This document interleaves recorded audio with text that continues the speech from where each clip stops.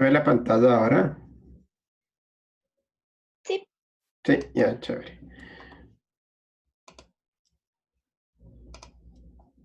Bien.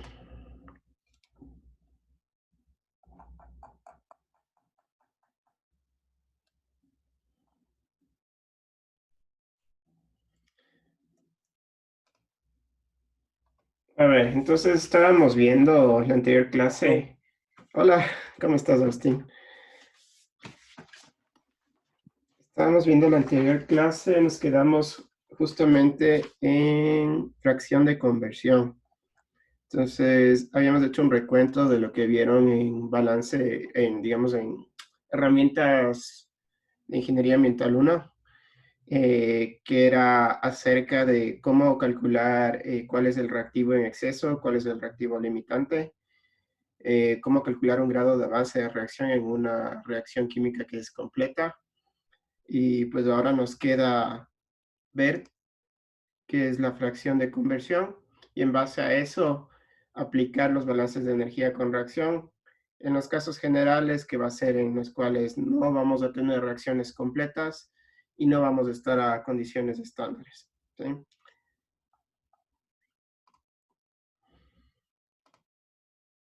Bien, eso fue lo último que hicimos. Entonces, ¿qué es conversión? Conversión es la fracción de reactivo limitante en la alimentación que se va a convertir o que se ha convertido en producto. Entonces, ¿cómo tú calculas un porcentaje de conversión? Pues, si es en forma de porcentaje, tienes que multiplicar el 100 multiplicado por las moles de masa del reactivo limitante alimentado que reaccionan, dividido para las moles o masa del reactivo limitante alimentado, ¿no? O sea, haces una relación entre lo que reacciona versus lo que alimentas. ¿Sí? Puede ser en forma de moles o puede ser en forma de masa, por el 100%. Pero también puede estar en forma de fracción relativa, es decir, sin el 100%, que se puede calcular de la misma manera, o también lo puedes hacer el avance de reacción versus o sobre el avance de reacción máximo, ¿no? Siempre referido al reactivo limitante. Cuando nosotros estamos hablando de reacciones incompletas, este epsilon, que es el grado de avance, no va a ser igual para todos, ¿no? Solo cuando son completas sí que es igual para todos. Pero el epsilon, cuando estamos hablando de reacciones incompletas, tienes que calcularlo siempre en base al reactivo limitante. Y todos los cálculos están limitados o, digamos, están referidos al reactivo limitante. Entonces, eso, ojo, ¿no?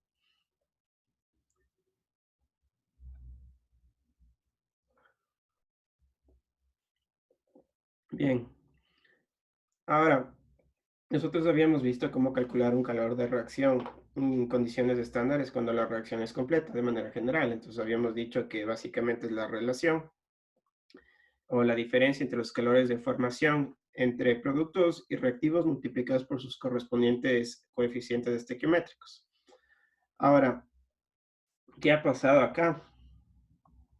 Que básicamente se reemplazó esas moles finales por el principio, a ver, voy a ponerlo acá.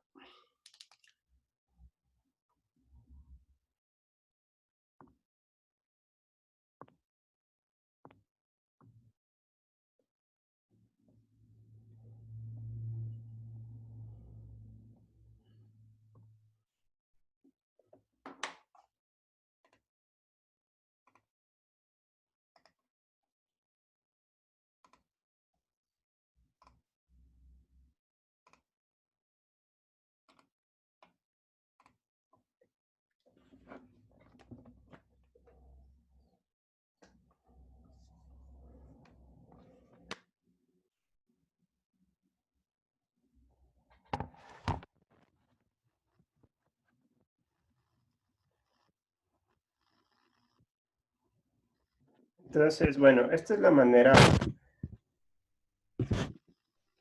general de expresar un balance de energía con reacción química, ¿no? Entonces, claro, acá tenías lo que tienes en productos y acá lo que tienes en reactivos, ¿no? Ahora lo que se ha incluido, lo que se ha hecho el reemplazo, es lo que habíamos dicho antes, ¿no? Que se puede calcular el número de moles finales que tú tienes en un sistema en función de las moles que ingresan con el avance de reacción multiplicado por los coeficientes estequiométricos del reactivo limitante, ¿no? Entonces, ese es básicamente el reemplazo que se ha hecho en ese caso. Espérenme un momentito. Ya. Entonces, claro, perdón. Vamos a ponerlo así. De salida es igual a las moles, por así decirlo, de entrada. El coeficiente estequiométrico por el grado de avance. ¿Sí? Entonces, eso es lo que se ha reemplazado acá, básicamente. Muy bien. Ahora, aquí aparece ya este grado de avance de la reacción, ¿no? Que está referido, como dije, al reactivo limitante. Entonces, ese grado de avance básicamente aparece o tú puedes hacer reemplazar los valores y eliminar esta parte de acá. Entonces, cuando se consolida todo, tú vas a tener una reacción de este tipo. Es decir, que va a ser la misma reacción o la entropía de reacción cuando es completa multiplicado por este grado de avance, ¿no? Lo cual es lógico, ¿no? Entonces, es como un factor de corrección que básicamente te corrige y dice, ok, el porcentaje del total, si fuera, o en el caso de que fuera reacción completa, vamos a multiplicarle por un factor de corrección, el cual nos regresa a la realidad y pues básicamente representa lo que está pasando en tanto a reactivos y a productos con este grado de avance. Muy bien. Ahora, nosotros habíamos visto,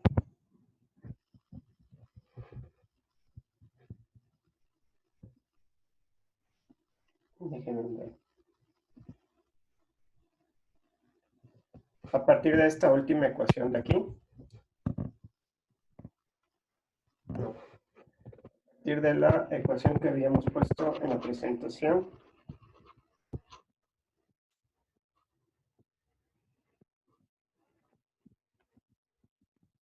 sabemos que la fracción de conversión la podemos expresar de esta manera también. Aquí voy a despejar el grado de avance.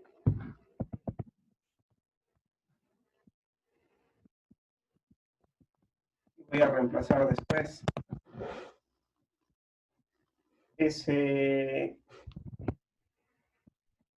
el concepto de lo que es el grado de avance máximo, ¿no? Que decíamos que es 0 menos los moles iniciales sobre el coeficiente estequiométrico, ¿no? Entonces, reemplazando todo, lo que te va a salir es que esto te queda negativo, tienes NI0 y tienes el coeficiente estequiométrico, ¿no? Es decir, lo que tú tienes acá. Ojo, siempre referido, como dije, al reactivo limitante, ¿no? Tanto la fracción de conversión como los moles iniciales o alimentadas y su coeficiente estequiométrico, ¿no?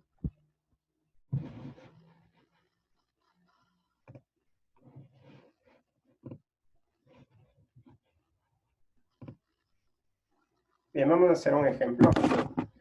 Dice, determinar la entalpía de reacción para el proceso si la conversión es del 80% y el reactivo limitante es una mol de hexano, ¿no? Entonces tenemos básicamente una transformación de una hidrogenación de benceno a ciclohexano, donde nos están diciendo previamente que el reactivo limitante es una mol de hexano y que su conversión es del 80%.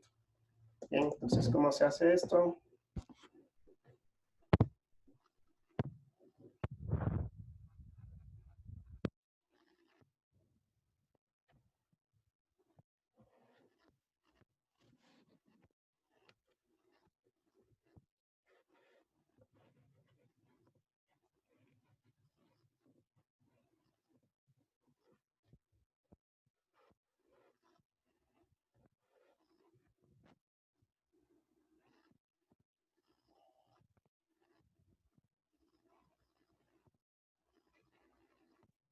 Bien.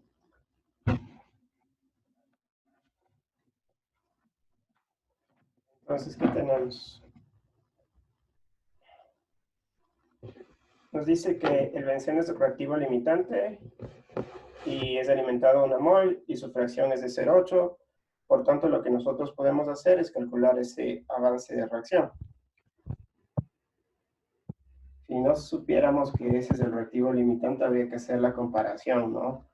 Justamente de los grados máximos de avance de la reacción, ver cuál es el menor y determinar cuál es el reactivo limitante.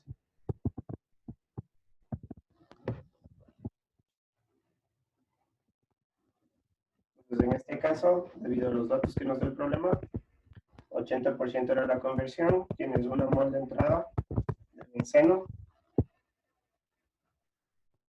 y tienes un coeficiente estequiométrico utilizando la ecuación balanceada de -1. ¿Por qué es negativo? Porque es reactivo, ¿no? Entonces tienes 0,8, va a ser tu grado de avance de la reacción. Ahora, si ustedes van a tablas, ustedes van a encontrar los siguientes valores de los calores de formación, ¿no? El benceno gaseoso, bueno, el coeficiente estequiométrico va a ser -1. Vamos a ponerlo así. Y el valor estándar de formación va a ser 82.927. Después tienes el hidrógeno gaseoso, que va a ser, esto va a ser 3, y esto es 0 por ser un elemento. Y después tienes el ciclo hexano.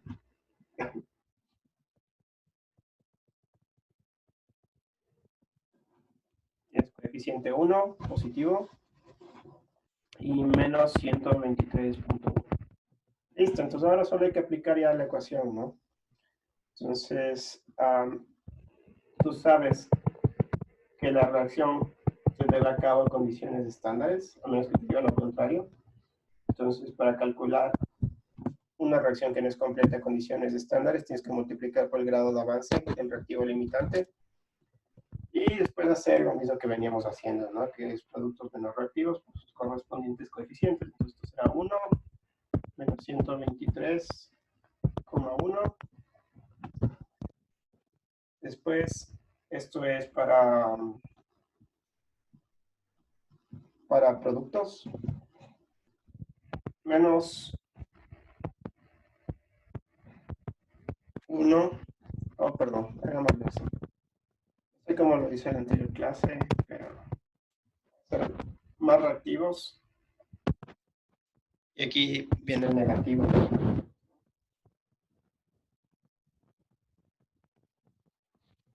No harán siempre ese doble negativo.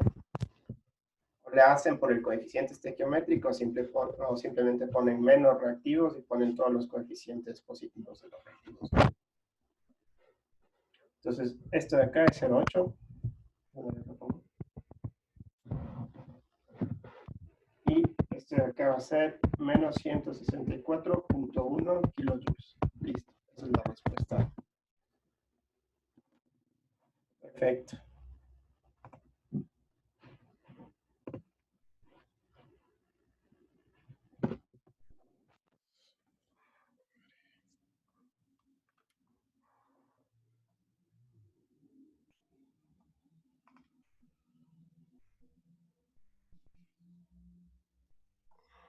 Déjenme ver dónde estamos aquí. Bien, estamos acá. Listo, entonces, finalmente, el último tema, y que es muy importante, es qué pasa cuando nosotros tenemos reacciones químicas que no están a condiciones estándares, porque si ustedes se acuerdan, o el cálculo de una entalpía de reacción se utiliza los calores de formación que siempre están referidos a condiciones estándares. Pero la realidad marca que casi siempre tú vas a estar a condiciones distintas, ¿no? Entonces, en ese caso, ¿qué hacer? Bien, Voy a copiar esto de acá.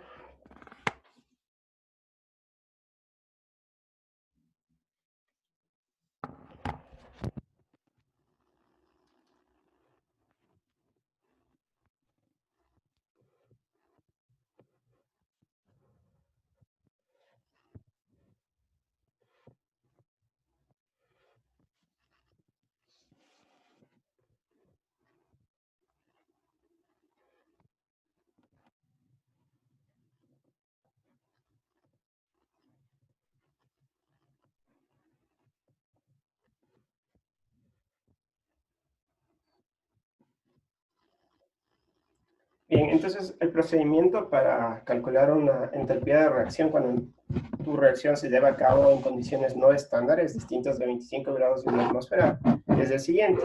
Entonces, a ver, se lleva en tres partes, básicamente, el cálculo, ¿no? Entonces, aquí tienes tu reacción a condiciones no estándares, ¿sí? A una temperatura T distinta de 25 y presión distinta de una atmósfera, ¿no? O básicamente temperatura distinta, ¿no? O puede ser que sea presión una atmósfera.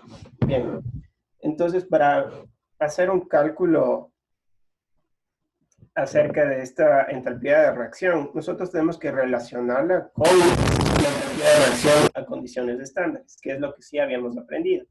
Entonces, ¿cómo hacemos eso? Pues a los reactivos lo que debemos hacer es desde la temperatura T que están siendo alimentados, nosotros vamos a bajarle la temperatura o a subirle, no sé, dependiendo de la temperatura a la que hemos estado de referencia, a 25 grados, que es las condiciones estándares, solo a los reactivos.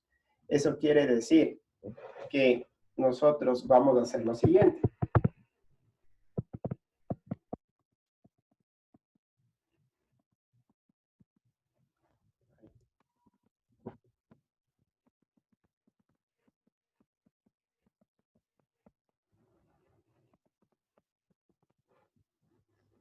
¿Cómo hacemos ese cálculo? Pues básicamente, dependiendo la fase en la que ustedes estén,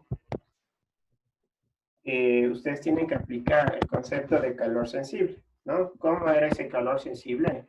Pues básicamente es cuando hay un cambio de temperatura a presión constante, ustedes pueden aplicar esta fórmula de aquí. Pero ¿qué tal si durante este cambio hay cambio de fase? Pues a este calor sensible tienen que sumarle también el calor latente. ¿Sí?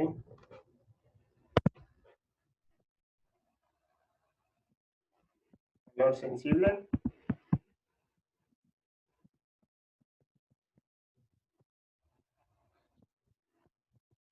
este es calor latente. Esto de acá es opcional, ¿sí? No siempre pasa. Solo en caso de cambio de fase, ¿no?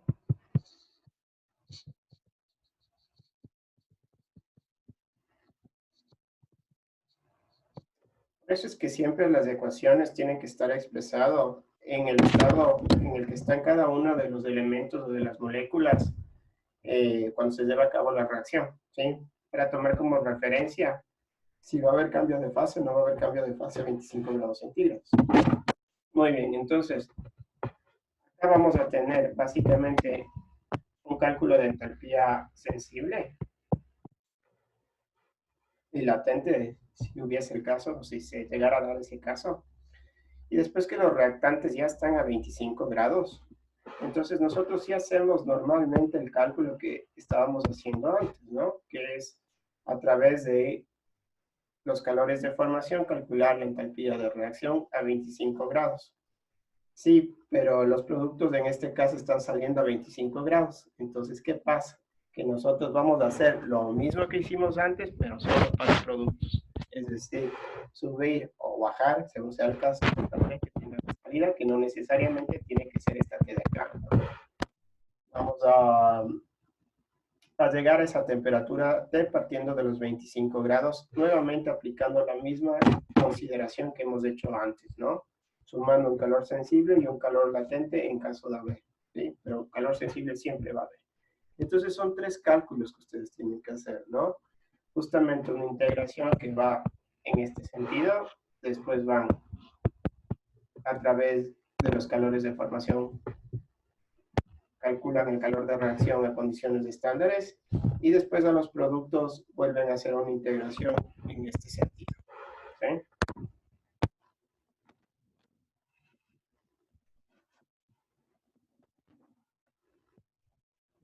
Muy bien, entonces, ¿cómo queda la ecuación general para calcular la entalpía en un sistema abierto en estado estacionario,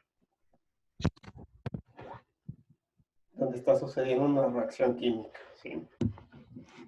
Entonces, a ver, si tenemos un sistema abierto,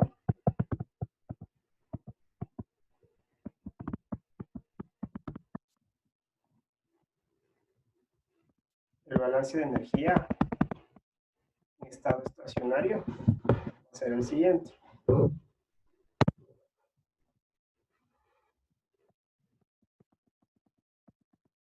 Para no hay acumulación, tienes Q más W menos delta H menos delta PE menos delta de energía cinética.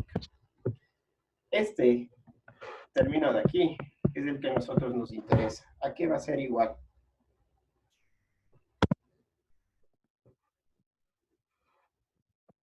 Este delta H va a ser igual a lo siguiente.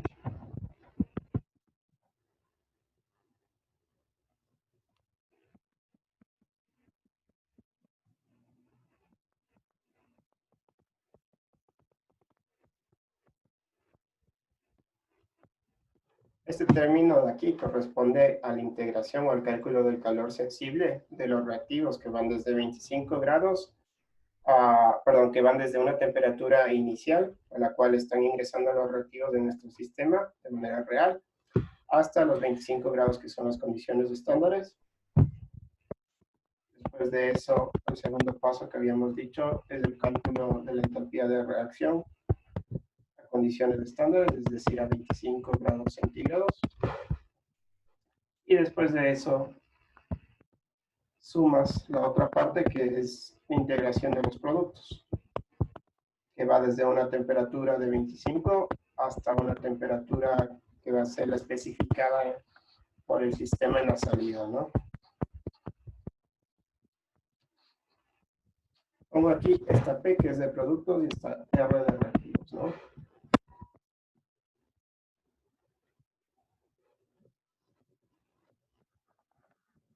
Bien. ¿Se me escucha bien ahí? Me salió un aviso de que estaba mala conexión. Sí, sí, se le escucha. Sí, se Ya, escucha. chévere. Listo, entonces, ok. Ya, en teoría está bien cómo se calcula, pero ahora sí vamos aplicando un ejercicio. Este va a ser el último ejercicio que hagamos, ¿sí? Es un ejercicio un poco largo, es un ejercicio muy completo y es un ejercicio que les recomiendo que presten mucha atención porque algo así y muy parecido irá en el examen, ¿no?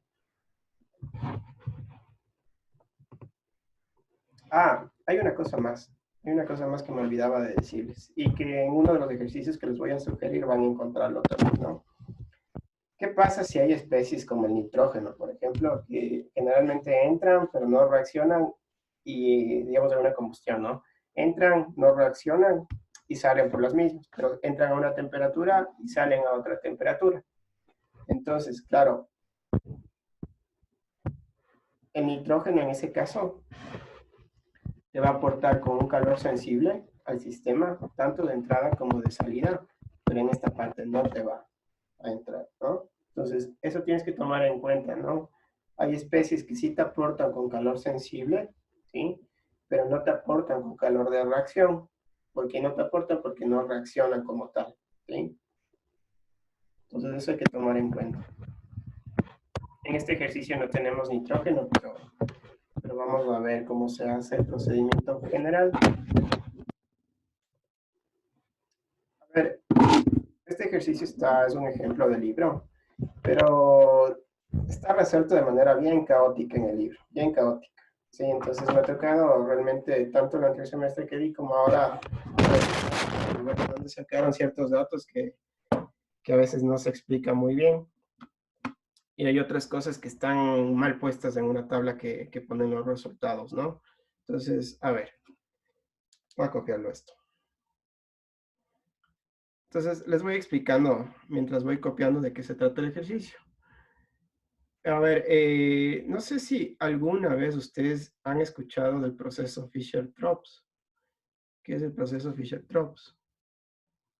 ¿Alguien ha escuchado? No. Bien, el proceso Fischer-Tropsch es una serie de reacciones o un proceso en sí que lo inventaron los alemanes en la Segunda Guerra Mundial. ¿Por qué lo inventaron? Pues básicamente porque carecían de hidrocarburos en tiempos de guerra, no podían producir lo que se necesitaba. Y se trata de básicamente una síntesis de hidrocarburos a través de gas de síntesis. Ese gas de síntesis es una mezcla entre hidrógeno, dióxido de carbono y monóxido de carbono, ¿sí? Entonces, ¿cómo se obtiene ese gas de síntesis? Pues a través de una gasificación, que no es más que una combustión con deficiencia de oxígeno de biomasa, ¿no? Entonces tú puedes, yo qué sé, tomas cierta biomasa, cualquier mezcla orgánica, y ustedes con ausencia o deficiencia de oxígeno, es decir, por debajo del límite estequiométrico, ustedes pueden producir todas estas mezclas, ¿no? Entonces este gas de síntesis a presiones altas y a temperaturas altas, pues básicamente tú puedes hacer, y con un catalizador, puedes hacer como una especie de polimerización, no es una polimerización como tal, y se empiezan a producir hidrocarburos, o sea, hidrocarburos bien parecidos a, a lo que ustedes tienen en el petróleo bajo suelo, ¿no? Entonces, claro, es bastante interesante porque al fin de cuentas en este gas de síntesis también se encuentra el CO2, entonces tú estás como que reciclando ese CO2. Entonces, bajo este principio, tú puedes producir hidrocarburos, que es verdad que vas a volver a producir CO2 en la quema de hidrocarburos, pero en fin de cuentas, si tú utilizas parte de ese CO2 que estaba disponible, pues el ciclo total se empieza a cortar del CO2, ¿no? Y además tiene una ventaja adicional, que estos hidrocarburos son sumamente limpios en el sentido de que tú no tienes ese azufre que por lo general lo encuentras en el subsuelo y es lo que hace decrecer tu precio del petróleo porque debes limpiarlo, ¿sí? Entonces, tiene varias ventajas, ¿no? Entonces, bueno, aquí tenemos un proceso que se deriva del Fischer-Tropsch, que básicamente dice que un inventor cree que ha desarrollado un nuevo catalizador para utilizar parte de este gas de síntesis, dióxido de carbono más hidrógeno, para producir, por ejemplo, uno de los hidrocarburos, metano, ¿sí? Entonces, chévere. En teoría, tú capturas el CO2 del ambiente y lo pones junto a hidrógeno que vas a obtenerlo a través de una electrólisis de agua utilizando paneles solares y vas a producir metano. Entonces, para negocio redondo para el ambiente, ¿no? Entonces te dice, ok, que nosotros tenemos un 40% de conversión de CO2, ¿no? Y te dice que asumamos que tenemos, para que entra 1.5 moles de CO2 al reactor a 700 grados centígrados, junto con 4 moles de hidrógeno a 100 grados centígrados. Entonces te dice determinar el calor de reacción a la salida, si la presión a la salida es de 1 atmósfera y la temperatura de salida es de 500 grados centígrados.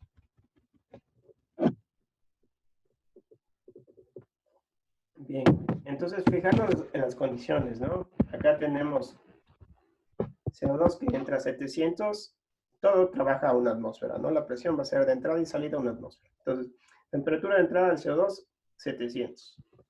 Temperatura de entrada del hidrógeno, 100 grados. Temperatura de salida del agua, 500.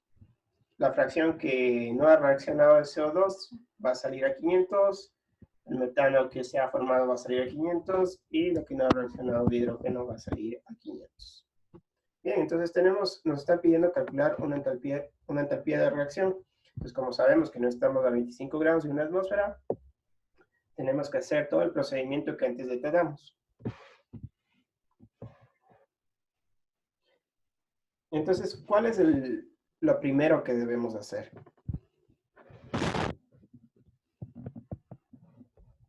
Debemos determinar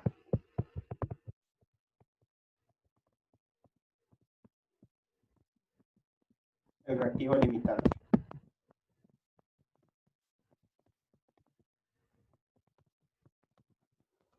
Entonces, ¿cómo determinábamos ese reactivo limitante? Pues con el grado de avance máximo de la reacción. Entonces, a ver, aplicamos para ambos reactivos el mismo concepto. Entonces, primero procedemos.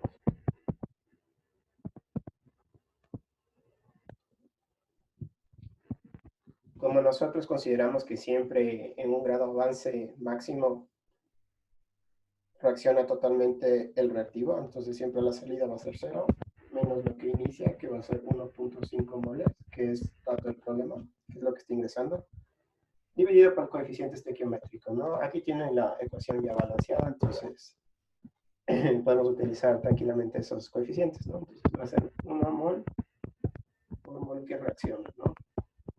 CR es de qué reacciona, ¿no? Esto te da 1.5 moles que reaccionan. Perfecto. Entonces tenemos después,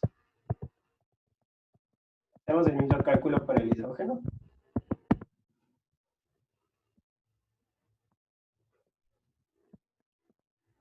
Ahora, te habían dicho que ingresa en 4 moles de hidrógeno, dato del problema. Y además sabes que el coeficiente estequiométrico es 4.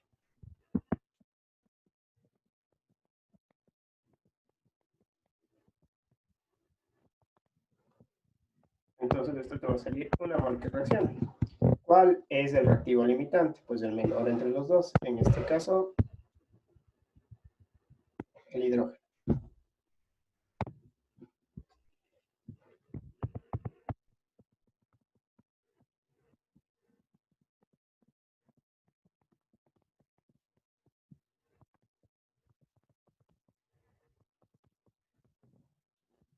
Bien.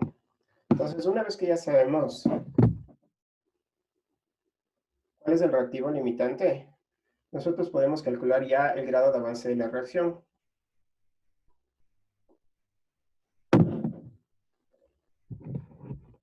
Bien, entonces, segundo paso.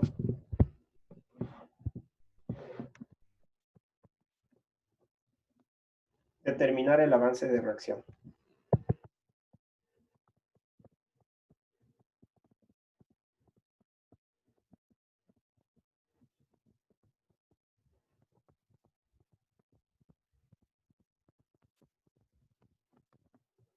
Ok, entonces para eso teníamos la fórmula que vimos al principio de esta clase, donde decíamos que el grado de avance de la reacción, el epsilon, es igual a menos la fracción de conversión por lo que está ingresando de reactivo limitante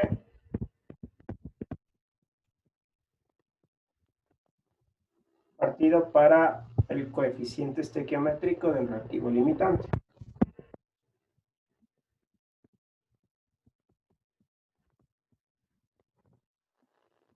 Bien. Ahora, este F o esta fracción de conversión, habíamos dicho que es una relación, ¿no? Entre el número de moles de reactivo limitante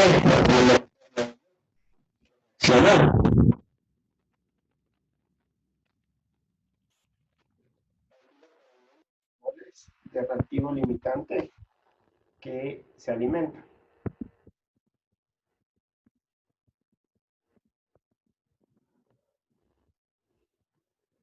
Ahora, ¿cómo calculamos el número de moles de reactivo limitante que reacciona?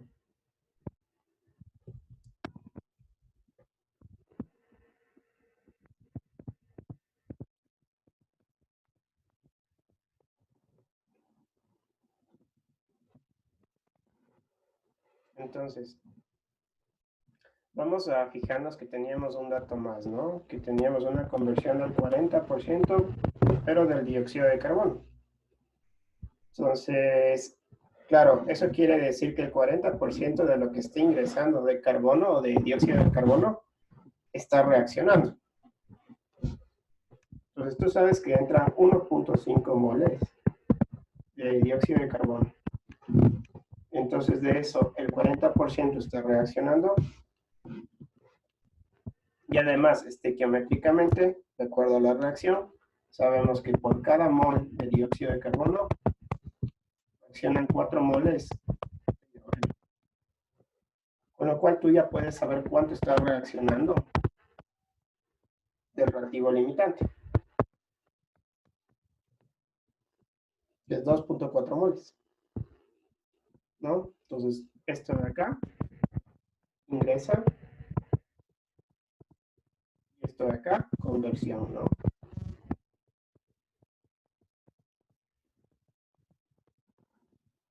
Muy bien, entonces ahora sí podemos hacer el cálculo de la fracción de conversión. Porque ya sabemos cuánto ingresa y ya sabemos cuánto reacciona. Entonces, reaccionan 2.4 moles, ingresan 4 moles, ¿no? Esto siempre, como digo, es referido al reactivo limitante. Sale 0.6. Bien, con esto tú ya puedes calcular el grado de avance de la reacción en función del reactivo limitante. Entonces, a ver. Voy a aplicar la ecuación de aquí, esta ecuación de acá. Entonces, la fracción de conversión será menos 0.6, dice menos desde menos de acá, ¿no? Dice multiplicado por las moles de reactivo limitante que están ingresando, 4 moles, partido por el coeficiente estequiométrico del reactivo limitante, que va a ser menos 4, negativo porque es reactivo. Entonces te sale 0.6 moles que reaccionan, ¿no? Perfecto. Entonces, lo primero que yo voy a hacer realmente es calcular esta parte de acá. Es calcular esta parte de acá.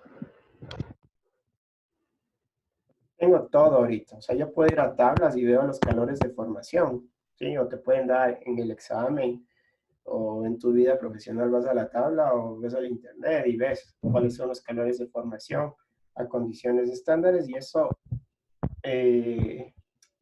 se puede encontrar fácilmente, ¿no? Entonces, claro, yo les voy a poner lo que hay en el apéndice D de su libro. Entonces, en el apéndice, a ver, voy a ponerlo acá. Es cálculo de calor de reacción a condiciones estándares. Entonces, para eso lo que ustedes tienen que hacer es ir al apéndice D.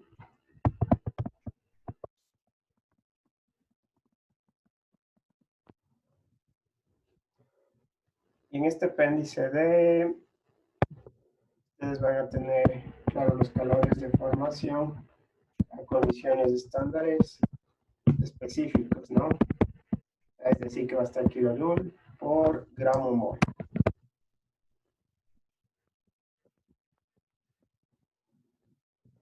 Bien, entonces voy a poner cada uno de las especies que tienes en la reacción y cuáles son sus calores de formación, siempre referidos al estado en el que están, ¿no? Este está en estado gaseoso, 393.25.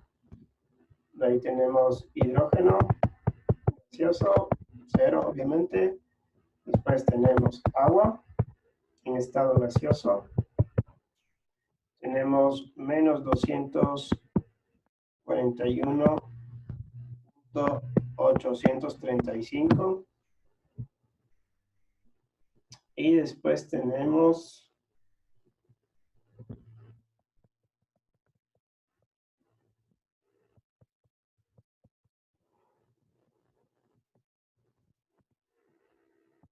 metano, finalmente. Ojo que lo que te dicen es que, claro, a la salida tienes una mezcla de gases, ¿no? Entonces, claro, vas a tener una mezcla de gases que incluso el agua a 25 grados va a estar en forma de gas, ¿no? O sea, la presión parcial de, como habíamos visto de este componente va a ser muy bajo, ¿no? Para que pueda estar en estado gaseoso esa temperatura correspondiente. Bien, ahora sí, con esto que tenemos aquí, hagamos el cálculo ya de la entalpía de reacción.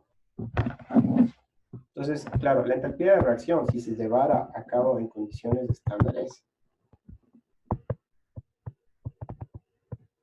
va a ser la siguiente. Entonces, a ver, sería 2, voy a ponerlo acá, 2 por 241 o menos 241.835, es decir, ahorita lo que estoy haciendo es calcular el de acá, ¿no? El del agua. Después, el del metano. 74 800. Perfecto, ya tengo todos los productos. Entonces ahorita lo que debo hacer es restarle los reactivos. En este caso solo tengo el dióxido de carbono porque el otro era 0 por ser un elemento, el hidrógeno.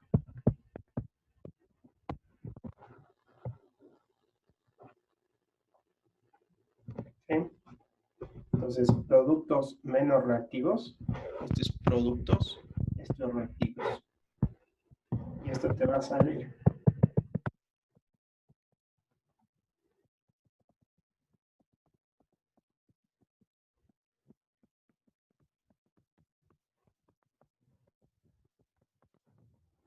Bien.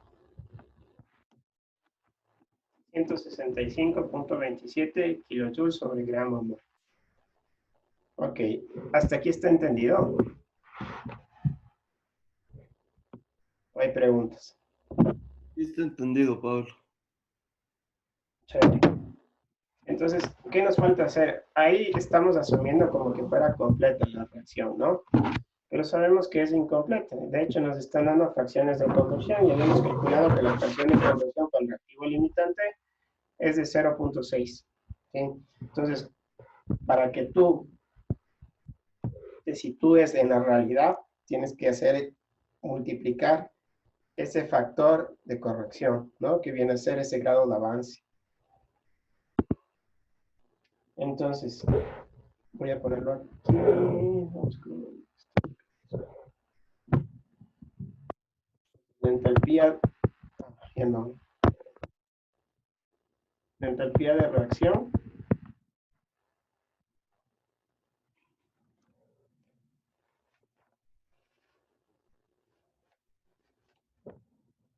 en condiciones reales. No en condiciones reales. Perdón, cuando la reacción es completa. Reacción incompleta antes de la reacción completa. Acá es reacción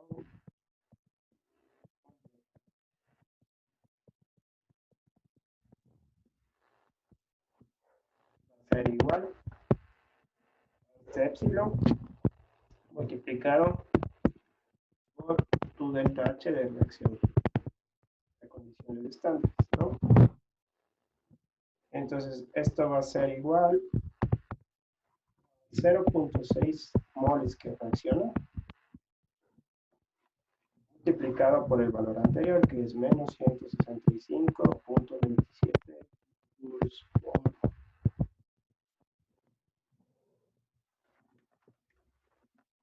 Perfecto. Entonces, esto te va a salir básicamente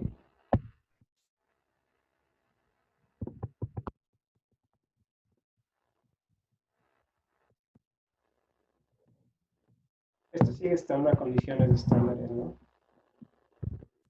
A veces me olvido de poner el...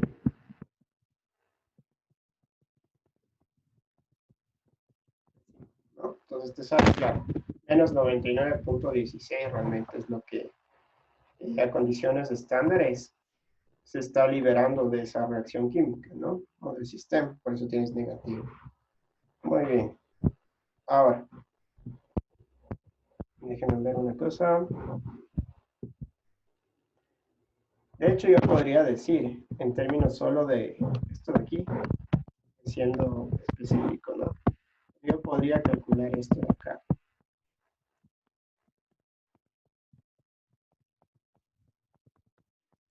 Que esto de acá está referido a una mol de reactivo, que en este caso viene a ser el CO2, ¿no? Como tiene solo una mol, digo estequiométricamente, ¿sí? Siempre está referido estequiométricamente, tú puedes poner que esto es simplemente menos 99.16, ¿no? Es lo mismo. Siempre está referido a las proporciones estequiométricas de este valor de aquí, ¿no? Bien. Ahora, el siguiente paso es hacer un balance de masa. Vamos al paso 4.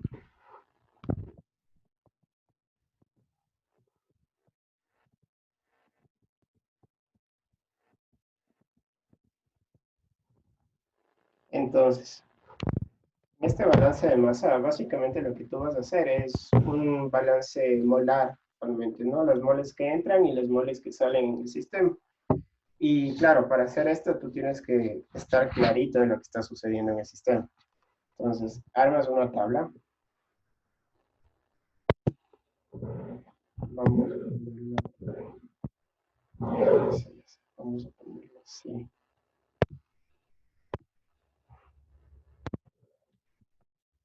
Entonces, claro, en el un lado tú pones todas las especies, como hicimos el otro día,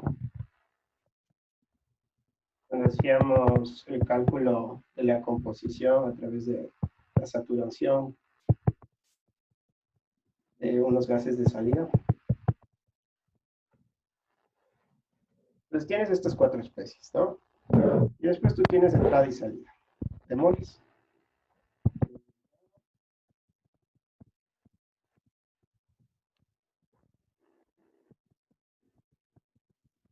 Y salida.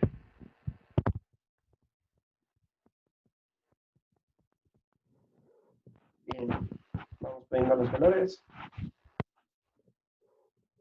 Entonces, claro, dato del problema te decía que entraba 1.5. Dato del problema te decía que entraba 4 moles de hidrógeno. Obviamente, estos dos son productos, entonces al inicio la entrada no va a haber nada. Bien, ahora, ¿cómo nosotros calculamos?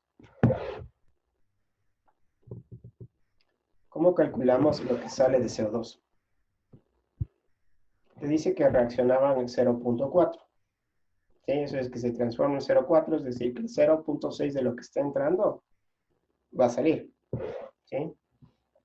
Entonces, esto va a ser 0.9 y aquí voy a poner el cálculo, ¿no? Este es 0.9, ¿por qué?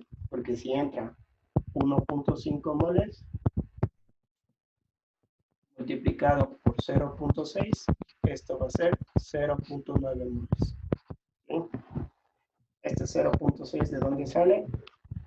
Este es moles que no reaccionan. No reaccionan.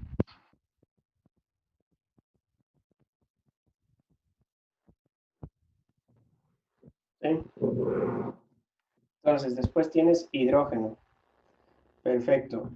El hidrógeno te va a salir 1.6. ¿Cómo se calcula ese 1.6? Entonces, claro, hay dos maneras, ¿no? De hacerlo, o varias maneras de hacerlo, pero básicamente tú sabías que entraban 4 y te reaccionan 2.4, que es lo que calculamos antes, o también puede ser las 4 que entraban multiplicados por la conversión, que es 0.6. Todo eso te da 2.4, te da 1.6. Cualquiera de las dos maneras está bien. Después, sale 1.2 de agua. 1.2 moles de agua. ¿Por qué sale 1.2 moles de agua? Entonces, claro, para calcular después la cantidad de reactivos que se forman, tú siempre vas a hacer el cálculo en base al reactivo limitante, ¿sí? Entonces, a ver, tú tenías 2.4 moles de hidrógeno, que es lo que reacciona del reactivo limitante, y multiplicas por la relación estequiométrica, ¿no? De acuerdo a tu reacción. Por eso siempre debe estar bien equilibrada estequiométricamente tu reacción, ¿no?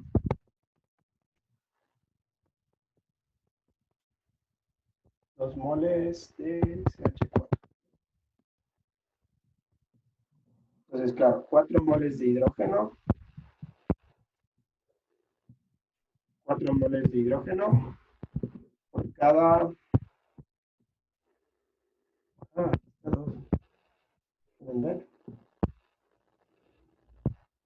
Debería ser por cada mol de metano. ¿Qué ha pasado aquí? 2.4 por 2 dividido por 4. Wow, creo que me he jalado por ahí. Creo que esa es la del agua. Ay, sí, sí, sí. Sí, sí, mal, perdón. Ahí sí da. Sí, ¿no? Porque acá arriba, claro, tienes 2 de agua. Sí, sí, sí. Sí, no, bien. Era agua. Bien. Estamos bien. Y después, ahora sí el metano. Tiene 0.6. ¿Por qué 0.6? Por la misma relación, ¿no? Entonces, tú utilizas a 2.4 moles que reaccionan de hidrógeno, y esto multiplicas, a ver, ¿cómo podemos?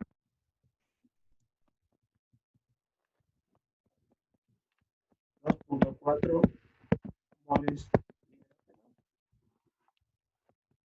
y tienes estequiométricamente una mol de metano por cada 4 moles de hidrógeno. Entonces, claro, haces la multiplicación, te va a quedar 0.6. ¿Sí? Perfecto. Entonces, ahí está balanceada tu ecuación. ¿Cómo podrías hacer para ver si está bien? Pues lo que deberías hacer es pasar a peso, ¿no? A gramos cada una de las cantidades y ver que lo que entre es igual a lo que sale, ¿no? Entonces, de esa manera tú verías que está bien hecho tu balance. Oye, ahorita no voy a hacer eso por cuestiones de tiempo, pero vamos a hacer ya el cálculo de los calores sensibles, ¿sí?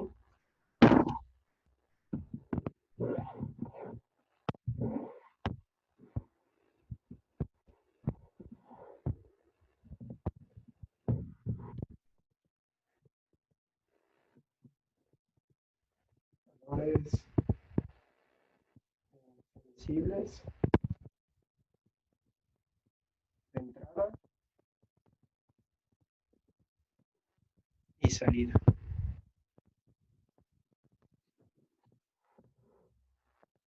Bien.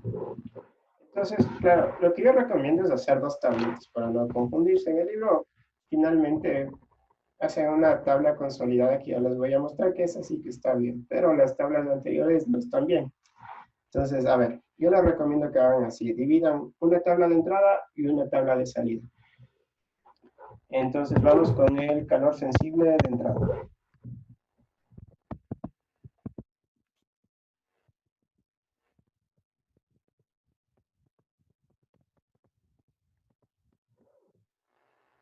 Entonces, vamos poniendo cada una de las cosas, vamos compuesto.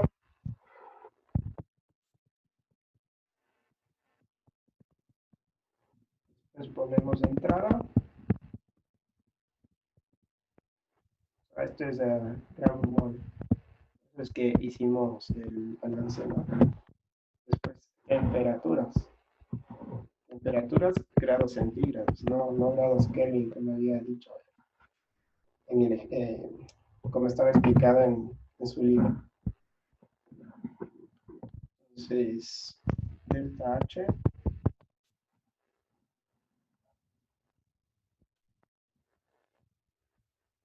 sensible. Ya les explico qué es esto de acá.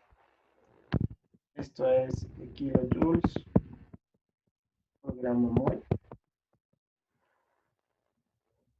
Y después puedo calcular finalmente ya en términos energéticos, multiplicando por los moles de entrada.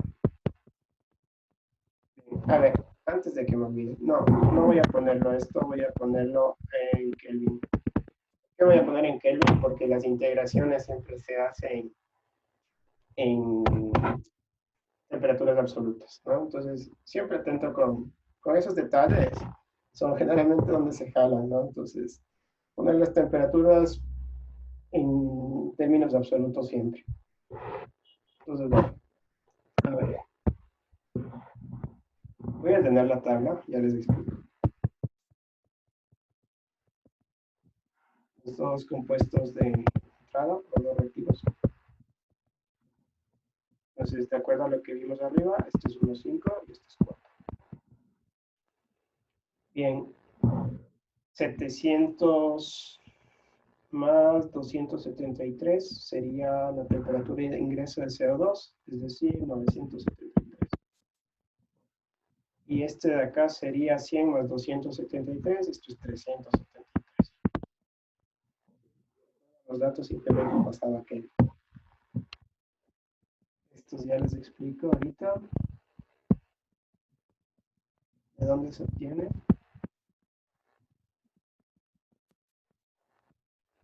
Y esto es la multiplicación de los valores anteriores con las moles respectivas, ¿no?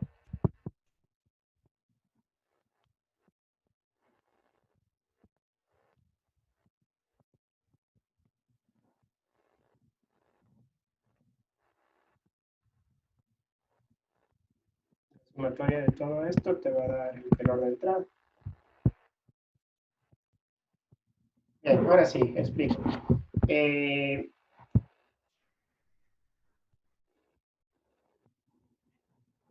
Bueno, estos son los reactivos de entrada que ya habíamos visto. Esto calculamos acá arriba, ¿no? En el paso 4. Estos son datos que tenemos del problema. Simplemente los pasé a Kelvin, sumando 273.15, bueno, 273 sumé. ¿Qué son estos de acá?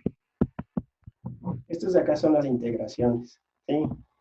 Son las integraciones que ya nos da el problema. A ver, normalmente, ¿cómo se hace esto? ¿No? Entonces, claro, para calcular una entalpía sensible, nosotros ya habíamos visto, bueno, en este caso sería desde la temperatura inicial hasta la temperatura final, Cp dt, ¿sí? Ahí te va a quedar en forma de kilojoules sobre gramo mol. Ahora, si ustedes ven, los rangos de temperatura son súper altos. O sea, vas desde 25 grados, perdón, vas desde 700 grados centígrados a 25 grados centígrados, y desde 100 a 25, ¿sí? Entonces, claro, cuando nosotros hacíamos los cálculos de entalpías, los CPs eran constantes. Eran constantes porque los rangos de temperatura eran pequeños, los saltos de temperatura no eran muy grandes.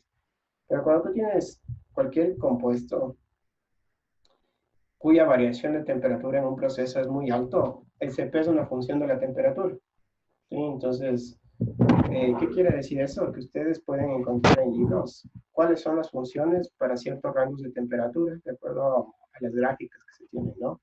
Entonces, claro, el CP será expresado algo así, ¿no? Como A más BT más CT cuadrado, por ejemplo. ¿Okay? Como pasó justamente en el caso del dióxido de carbono. Entonces, eso estaba expresado en una parte del libro. Yo encontré el del dióxido de carbono y pues hice la integración manual y todo para comprobar que este resultado me dé y todo. Y sí, efectivamente es así. Yo en el examen no pienso hacerles que integren porque no es tanto una clase de cálculo. No quiero evaluar sus habilidades de hacer integraciones, sino ya les voy a dar directamente estos valores no integrados. Son los integraré las funciones, pero que sepan de dónde se obtienen, ¿no? Que sepa es una función de la temperatura y que esto va a ser función, obviamente, del comportamiento del rango de temperatura en el que tú te encuentres, y eso puedes encontrarlo en el libro o en el internet, ¿no? Básicamente. Ahora, lo que sorprende aquí es que los valores son positivos y no son negativos. ¿Qué pasó? Porque a la final lo que nosotros estamos haciendo es el paso. ¿Sí? Entonces, claro, entraba el CO2 a 700 y estamos llevándolo a 25. Entraba el hidrógeno a 100 y lo estamos llevando a 25. ¿Qué está pasando aquí? O sea, en sí los valores deberían ser negativos, pero ¿por qué los hicieron positivos? Voy a hacerlo acá un poquito más abajo. Porque una manera de expresar justamente esta entalpía de reacción, delta H de reacción, es de la siguiente manera.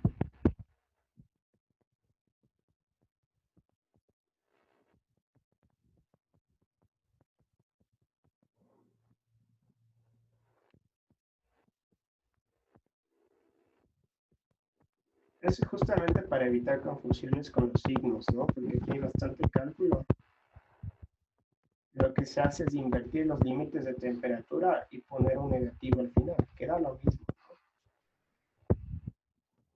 Pero ¿qué ganas con eso? Que las dos integraciones, tanto de entrada y de salida, van en sentido de que partes de 25 y llegas a una temperatura final, ¿no?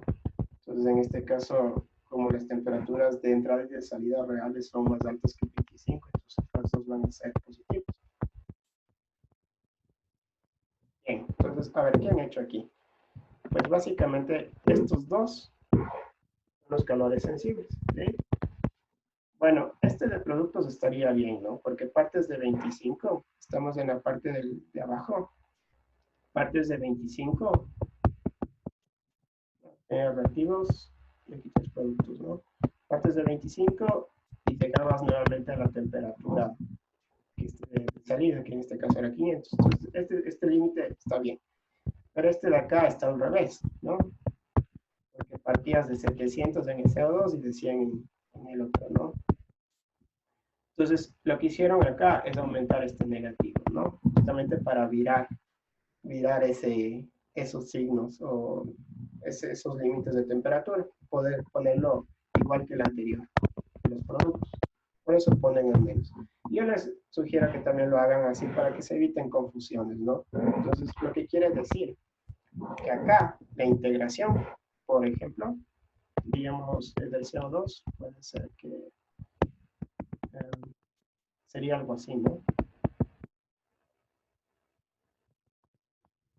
Sería desde 298, que es la temperatura inicial, hasta 973 por el CP, que es una función de la temperatura, así se hubiese calculado, ¿sí? Por eso te sale positivo, ¿sí? ¿Cómo corriges esos valores que no es que van en esa dirección?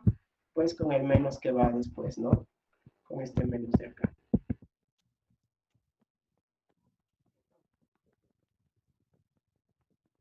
Y listo. Entonces ya, con estos valores que ustedes tendrán que integrar si se encuentran con problemas así en su vida profesional, después lo que deben hacer es multiplicar, ¿por qué? Por estas moles, ¿no? Entonces con eso eliminas el gramo mol que tenías abajo y lo dejas en términos energéticos. Sumas todo y tú tendrías lo que es el calor sensible de entrada. Esto de acá es el calor sensible o la entalpía sensible de entrada. ¿Se ha entendido cómo hice esta tabla?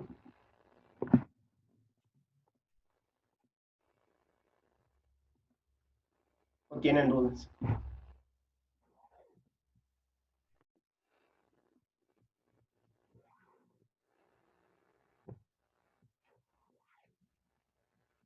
¿Alguien? No, Creo Pablo. que sí se No, entendió. Pablo, todo bien. Ahí, chévere. Bien, entonces hacemos lo mismo para la salida, ¿no?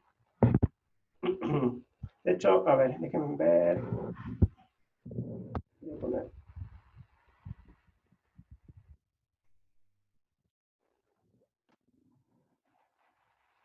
poner esto.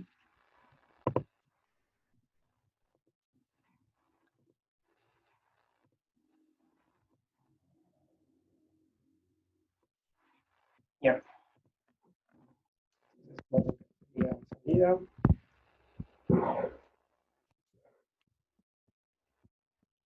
Salida, ¿no? Y esto de acá, pues obviamente va a ser salida, ¿no? Ya, chévere. Entonces, para terminar,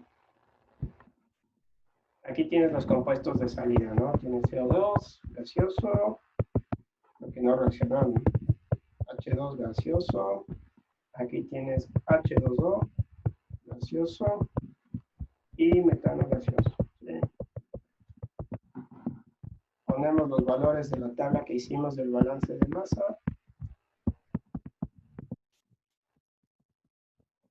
Temperaturas todas son 500, que es más 273 de 773, dato del problema. 773 todas, ¿no? Bien. Ahora, las integraciones nuevamente nos vuelven a dar. Siguen la misma lógica que les he explicado antes. El segundo es 13.826, 17.010 y este de acá es 23.126. ¿Ya? Si ustedes multiplican cada uno por el número de moles, les va a dar lo siguiente, ¿no? Es 18.896, 22.22, 20.412, 13.876. Por lo tanto, la sumatoria les da 75.306 kilojoules. ¿Sí? Esto de acá es entropía sensible de salida.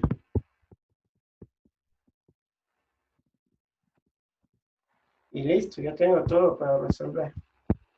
Entonces, finalmente, lo que debes hacer, voy a ponerlo acá. Vamos en 5, 6. Vía de reacción a condiciones reales. Condiciones.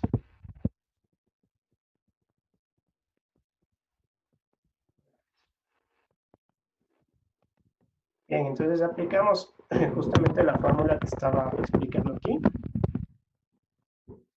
Entonces, el primero es el calor de salida, el calor sensible de salida, el otro es el calor sensible de entrada y el otro es la entropía de reacción a condiciones estables. Pues, reemplazando datos, te sale. A ver, este último era 75.306 menos lo que tú tenías aquí, 54.955 kilos. Ay, ¿dónde le voy a poner? Más tu calor de reacción que calculaste acá, ¿no? Más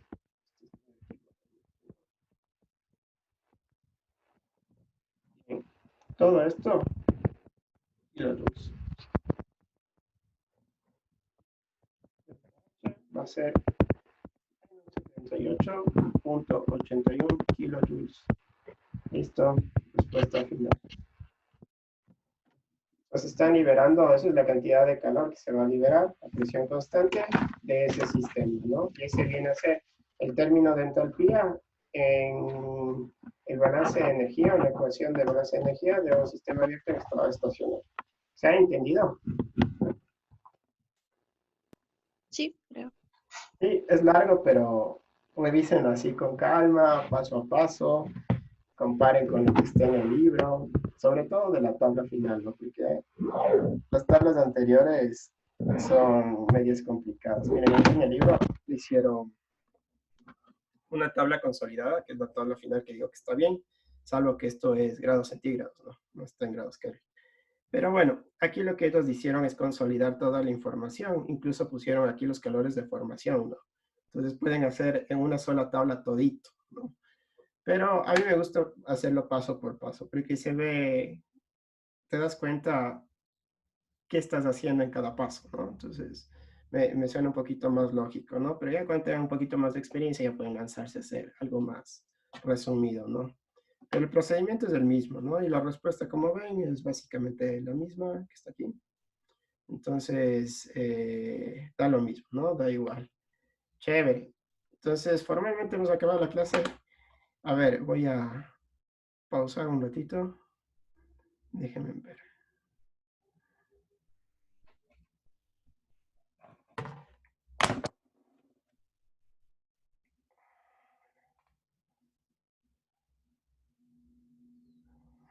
Stop share.